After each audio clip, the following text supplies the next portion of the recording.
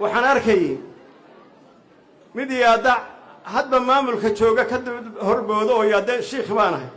sheekh cali wajiis waa maqasheen dhisana dhex martaan idin sheegaya waligay maalin baan khamri ka baday waligay intaa noolaa waayo waanan aqoon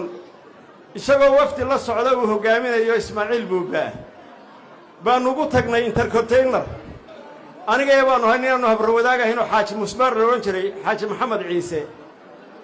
iyo inaan sheekhaalaho loo bogo reer gaalkacyo oo gaari noo waday dadna Ismaaciil baa wixii war iska afuro jooga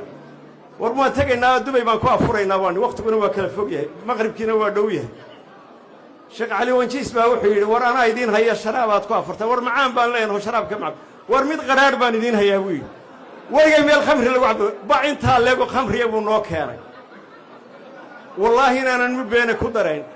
markii dambe laba jeer markaan ka baday waan garan waayay la waxan war waxan qaraarkaahi muxuu ahaa yarkii sheekhaasha bay war waxan waa khamri uu ninku idin soo siiyay horta ninka diinta u fidiyoonaya ee Soomaaliland in lagu duulo u fidiyoonaya waligay rabadaan waa ninka khamrigan u afriyay aanan garanayn intaasaan ku dhaafaya waxaan doonayaa inaan u mahadnaqo xildhibaan cabdiraxmaan cabdishakuur waxaan leenahay walaal qoys halgan baad ka soo jeedaa qoyskii hobyo xoreeyay baad ka soo jeedaa waa lagu garanayaa awowgaa raggii halgaahan kaa hogaaminayay buu ahaa ninaan wax xun qaadan baa tahay